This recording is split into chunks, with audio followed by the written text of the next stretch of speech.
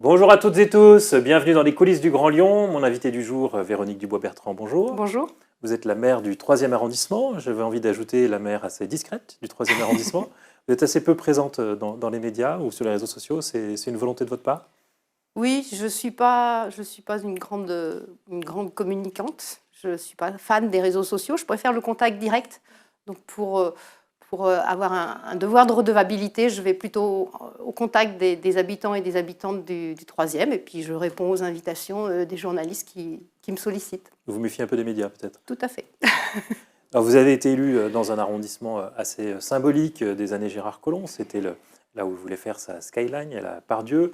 Un projet que vous avez changé à votre arrivée. Moins de tertiaires, moins d'immeubles, des tours moins hautes, mais pas forcément plus de logements, alors que la crise du logement est là. Est-ce que ça, c'est pas un regret dans les choix que vous avez faits? Non, parce qu'en fait, nous, ce qu'on a souhaité faire sur la Pardieu, c'est rendre ce quartier vivable et habitable. On a doublé les espaces publics, on a doublé la marchabilité, on a plus de triplé les plantations d'arbres. Donc on veut vraiment lui donner un cœur de quartier, un espace viable et vivable, surtout pour les années à venir où il va faire très chaud. Donc pour avoir un cœur vert, un poumon. Et au niveau des habitations, il va y en avoir. Il y a même au niveau de ce qui va être construit au niveau des habitations, on passe de 25 à 40% de logements sociaux qui vont être créés. Et ce qu'on souhaite vraiment faire au niveau de la Pardieu, c'est pas densifier, mais c'est transformer et l'amener à un quartier plus vivable et plus agréable. Pour faire dire ce quartier, il y a du travail, Il y a puisqu'il du est quand même travail. très, très bitumé. La prochaine étape, ce sera le bois bouchu devant les locaux de France 3, entre la gare Alors, et... il y a de grosses étapes. Là, il y a ce qu'on appelle le cœur Pardieu qui est en cours.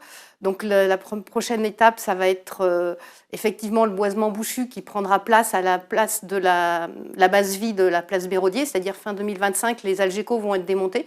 Et donc, on va pouvoir commencer à aménager le boisement, à planter.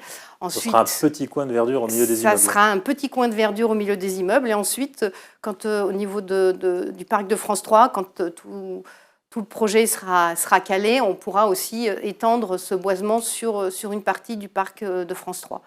Et il sera poursuivi jusqu'à Garibaldi par un mail bouchu qui ressemblera un peu à ce qui est fait sur Garibaldi actuellement pour que la verdure accompagne vraiment de partout et qu'il n'y ait pas on va dire des no man's land sans verdure et sans ombre. On le sait moins, mais le quartier, le 3e arrondissement, est aussi l'arrondissement le plus concerné par l'habitat indigne, avec une cinquantaine d'immeubles aux frontières avec le 7e arrondissement. Ils ont été identifiés par la métropole. Est-ce que leur disparition est en cours? Alors, je le souhaite de tout cœur. C'est vraiment un dossier qu'on a pris dès notre arrivée. Donc, sur les quartiers Moncey, qui est politique de la ville, et Voltaire, qui est en quartier veille active, il y a effectivement énormément d'habitats indignes, tant dans le privé que dans le public, donc au niveau des bailleurs sociaux. Donc, la métropole se charge de faire un suivi très précis et très fin de tout ce qui est privé. Au niveau des bailleurs aussi, on a travaillé avec eux pour monter une instance interbailleurs pour qu'ils travaillent en commun sur justement les travaux, la réhabilitation, comment dire, l'amélioration de l'espace de vie de tous ces immeubles qui sont habités par des personnes qui aiment le quartier, qui ont envie d'y rester, mais qui subissent aussi les aléas de cet habitat indigne. Comme c'est souvent des logements diffus, c'est-à-dire que les bailleurs n'ont pas forcément un immeuble entier, ils ont des appartements à droite, à gauche dans le quartier, ils ont un peu de mal à se dire on va travailler à ce que tout soit correct. Voilà, c'est moins intéressant pour eux financièrement que quand ils ont une barre d'immeuble où ils lancent les travaux tout entiers. Donc on est arrivé à travailler avec eux et à faire évoluer un peu cette manière de voir et cette manière de faire. Un mot sur la Guillotière qui est aux frontières du 3e arrondissement. Oui.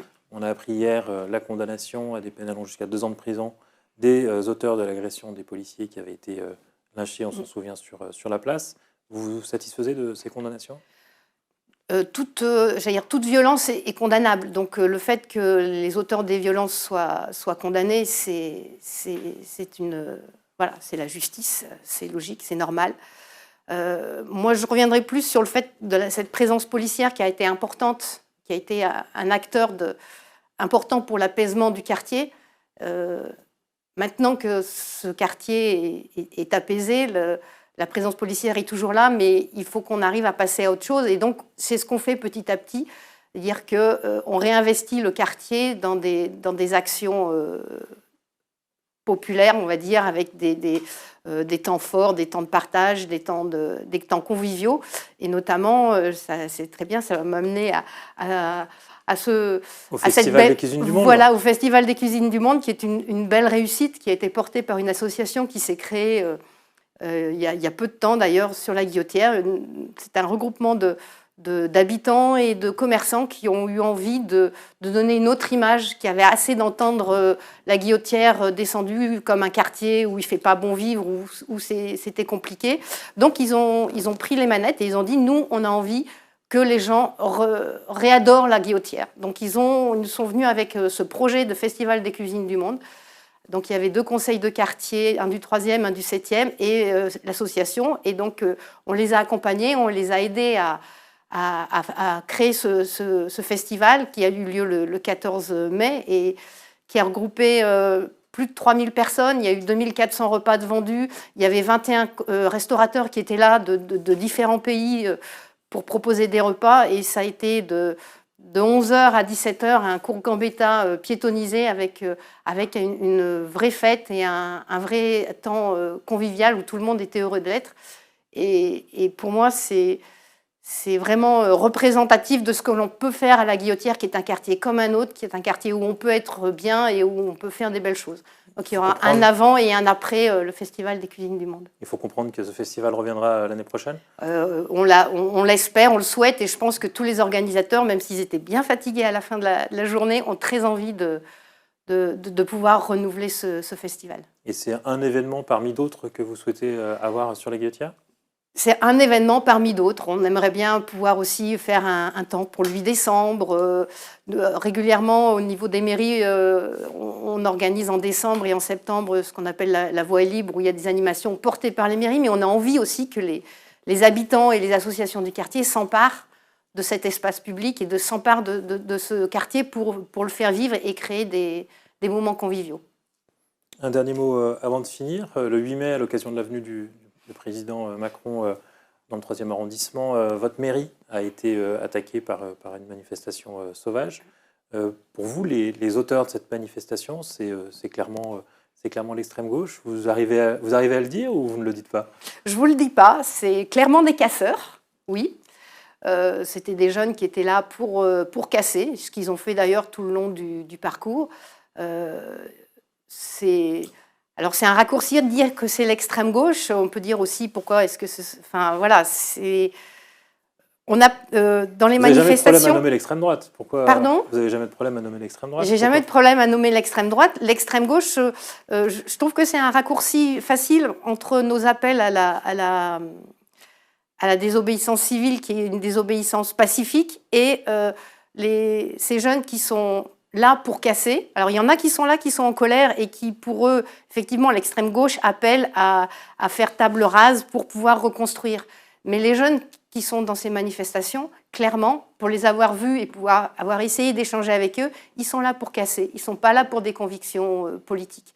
Donc faire un amalgame entre les casseurs et les Black Blocs, qui sont plutôt justement des gens d'extrême gauche qui sont là et qui militent par la violence, mais pas forcément par la casse, ça me dérange.